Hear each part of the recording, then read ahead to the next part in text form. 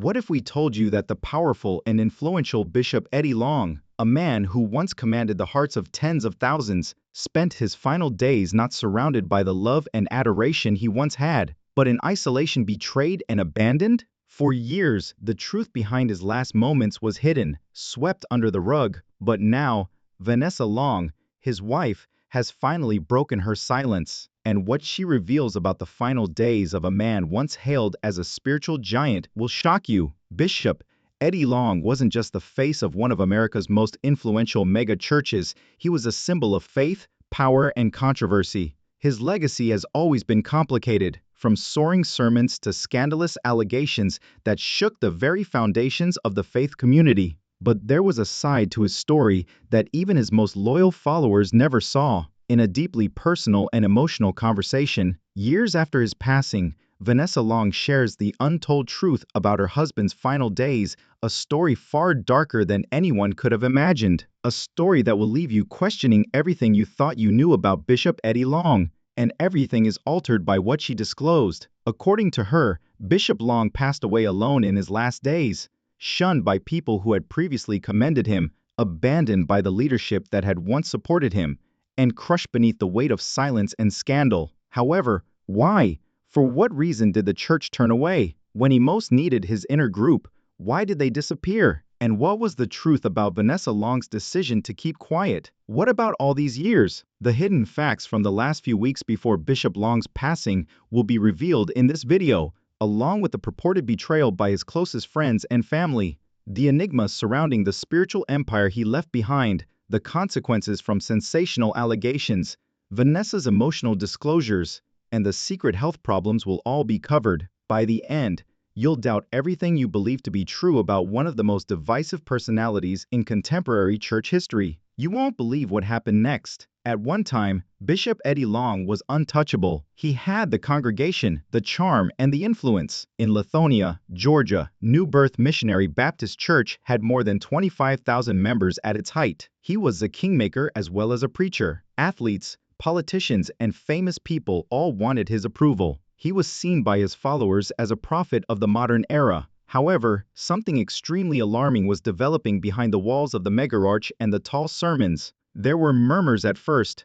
Rumors concerning Bishop Long's health started to circulate like wildfire in 2016. Images of a far slimmer version of the man, who was before well known for his striking outfits and muscular physique, appeared. Fans were taken aback. The followers were perplexed. He made an effort to reduce the commotion by saying he was only trying to live a healthy lifestyle and was following a new raw vegan diet. Insiders, however, understood that was not all the facts. Bishop Long was fighting a severe kind of cancer in private, but he decided to endure his suffering in silence. He didn't want to come seen as weak. According to family insiders, pity was not what he wanted. Perhaps more importantly, he did not want his enemies both inside and without the church to take advantage of his illness. But there was a price for that choice. Later, Vanessa Long disclosed that many of his valued allies stopped coming to see him as his health deteriorated. Suddenly, those who had been sitting in the front row with their hands up in appreciation were too busy to answer the phone. Friends became aloof. Before his last chapter had even concluded, some church employees apparently started getting ready for the next one. Can you picture a man who led thousands of people being confined to his house, alone, unnoticed, and engaged in a fight he didn't request? Vanessa's statement that it seemed like people were embarrassed of him was among the most devastating aspects of her testimony. Or perhaps they didn't want to be linked to his downfall. However, I was present. I witnessed him sobbing. I witnessed him praying. And I witnessed his profound sense of abandonment. There were no news releases or headlines about that since, in reality, the church's carefully constructed public narrative belied the much darker reality. They really don't want you to know this portion. Several reports indicate that covert meetings were held without Eddie Long's knowledge. Even inside Newer's inner circle, discussions concerning finances, succession, and the church's reputation. According to one insider, while Eddie was still fighting for his life, they were making plans for life after him. Take a moment to process that. His dominion was already being divided as the man who founded the empire lay exhausted and weak. The treachery didn't end there either. We must discuss the elephant in the sanctuary in order to comprehend why Bishop Eddie Long was so alone in his last days. The accusations of sexual misbehavior that shook the Black church community as a whole, not just his ministry. Bishop Long was sued in 2010 by 4 young men who claimed he forced them into sexual relationships by using his spiritual power. The church was not unfamiliar with these folks. They were loyal disciples, mentees, and even spiritual sons. They said he allegedly manipulated them behind closed doors while lavishing them with presents, vacations, and mentorship promises. Like an earthquake, the news broke. His long, immaculate reputation, strength, and influence were all abruptly shattered. The story becomes much more terrible at this point. Silence held in place of clarity.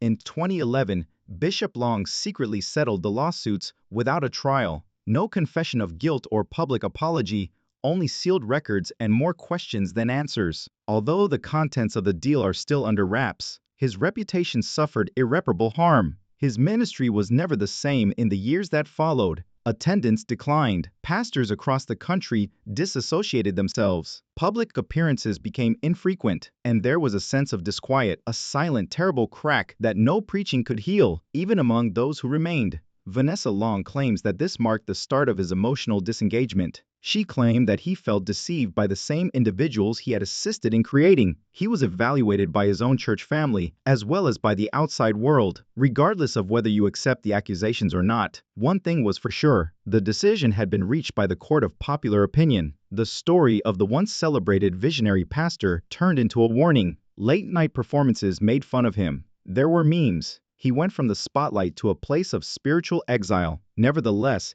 he continued to preach despite everything. He continued to appear. He insisted on saying he was still upright. However, Vanessa now discloses that he was disintegrating behind the scenes. Eddie didn't want to pass away that way, she revealed. He wished to avoid a scandalous conclusion to his story. He wanted his efforts and the lives he impacted to be remembered. However, if his name was mentioned, it was usually in relation to the charges against him rather than his survival. On top of the physical decline brought on by cancer, that emotional burden became intolerable. And now for the unsettling turn of events. Bishop Long continued to live a life of public disgrace, while his accusers mostly avoided the spotlight. Even after his passing, the scandal still casts a shadow over his sermons, charitable endeavors, and the legacy he intended to uphold. Vanessa, however, was more knowledgeable. According to her, certain information was never made public, things that might have altered the public's perception of the guy in the pulpit. She claims that certain things were suppressed in order to safeguard the church, the brand, and the ministry industry. This leads us to the following section of the narrative. For even as Bishop Long fought for healing and redemption,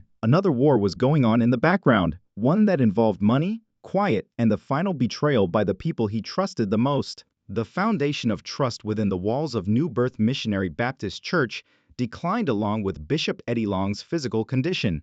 Everything still appeared nice from the outside. The crowd assembled as normal, the lights remained on, and the sermons went on. However, a covert reorganization was already underway behind closed doors. Vanessa Long also claims that her husband was aware of it. He simply didn't anticipate it happening so quickly and with such cruelty. Insiders close to the family claimed that important church leaders began making power moves that completely excluded Bishop Long as he became too weak to conduct services on a regular basis. According to a former employee who wished to remain nameless, meetings were taking place without his awareness.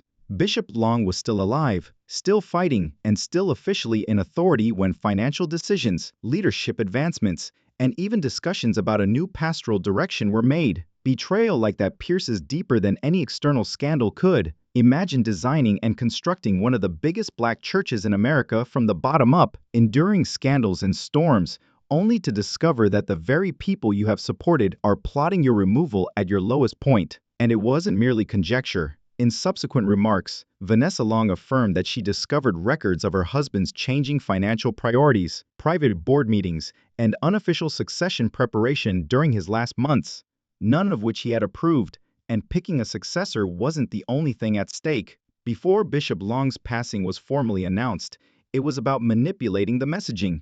keeping control of the assets, and above all, preserving the church's reputation. This is where things start to cool down. According to some accounts, the leadership was worried that a sudden death of Bishop Long would lead to financial instability and panic.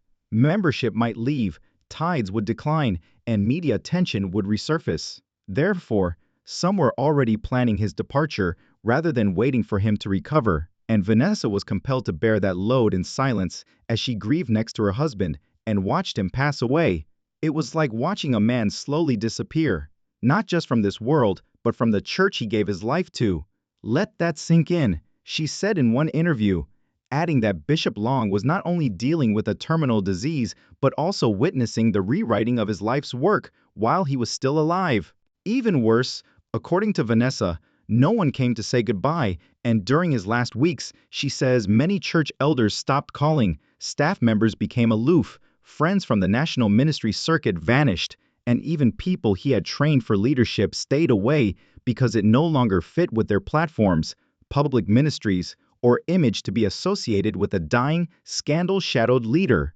They honored his legacy in front of the cameras, Vanessa said, but in private they erased him. The days turned into hours, and time was passing quickly. It was abandonment cloaked in diplomacy, and this is not just a story about one man. It is a warning about what happens when the megachurch ministry machine grows larger than the man who created it. The man who once said, "I'm still standing," was barely hanging on, and beside him, day and night, was Vanessa Long, who was more than just his wife. She was his caregiver, his witness, and, in many ways, his shield from a world that had abandoned him.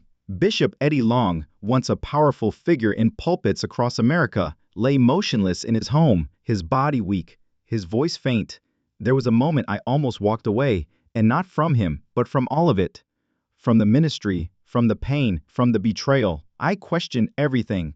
Was it all for nothing? That one quote broke the illusion that she had simply remained silent out of loyalty and revealed a deeper truth than even Bishop Long's closest friends had anticipated. She stayed because he had no one else. Bishop Long turned to Vanessa in his last moments, when his body was at its weakest and his voice was barely able to whisper, "Don't let them rewrite my story." He told her, not "I love you," not "take care of the kids." His final words weren't about the money, the house, or the name. They were about his truth. The version of his life that would not be buried under scandal or sanitized for church PR. And Vanessa says that's when she decided she would not just mourn in silence, but would speak eventually. But she waited. Years went by, the church moved on, and his detractors stayed out of his way. Vanessa disclosed that she had preserved diary entries, hospital notes, and even voice memos from Bishop Long's last weeks, not out of scandal or sympathy, but because he asked her to record what no one else would believe, because he wanted people to know that he was broken, but not bitter, weak, or evil. Even his defenders had remained silent up until this point. And above all, he wanted people to know that he was sorry. Wait, sorry? That's the part the church never heard. Vanessa didn't go into detail, but she did imply that Eddie Long battled in private feelings of guilt over the accusations and the ministry's detour from its foundation. He told me once, Vanessa shared, "I built a house for God." In the end, Vanessa made a silent vow not to clear his name, but to tell the whole truth, the full picture, not the one the headlines painted, not the one the church spun, but the story of a deeply flawed man who found some sort of redemption in his final breaths. And somewhere along the way, I stopped checking who was living in it. That confession shook Vanessa to her very core. It wasn't just about sin or scandal, but about the realization that somewhere, somehow, the mission got lost in the commotion, and the cost was his peace, and possibly his life. Didn't want to be remembered as a monster, she said. He wanted to be remembered as a man who made mistakes, who cried, but who ultimately made an effort to put things right. Bishop Eddie Long's journey ended in silence, rather than with a booming farewell speech or a coliseum full of loyal supporters. It was a dimly lit room, a grieving wife, and a man clinging to his last breath, whispering not sermons but regrets. And that's what makes this story so necessary and so haunting, because what we've discovered here is more than just a scandal or a fall from grace. There were no more roaring crowds, no more red carpets at gospel award shows, and no more headlines celebrating his latest church project. We've seen how the people you care about, the people you've lifted, mentored, hired, and trusted, can turn away when the cameras stop rolling, and we've seen how the institution of church can defend itself, even at the expense of burying the very people who created it. It's an honest, unvarnished look at what happens when silence, power, faith, and celebrity collide. Whether you think Bishop Eddie Long was guilty, misunderstood, or both, there's no doubting that his last days were characterized by loneliness, emotional suffering, and a desperate hope for redemption. We've seen a wife, Vanessa Long, bear the burden of a man's legacy not for fame or praise, but because she knew that if she didn't tell the whole story, no one else would. And in that silence, she became the last voice of truth. What can we learn from Bishop Long's final chapter? Here's the truth. His final words, "Don't let them rewrite my story," are not just about one man. They're a warning to every megagorge that puts brand over truth, to every ministry that loses sight of its purpose in the chase of platforms, and to every believer who forgets that pastors are people, human, vulnerable, and flawed. Eddie Long's tragedy won't be the last of its kind. It will just be the most recent in a long line of leaders who rise too quickly, fall too hard, and die feeling forgotten if the church doesn't learn to accept responsibility, own up to its mistakes, and genuinely protect the hearts of people who are inside it.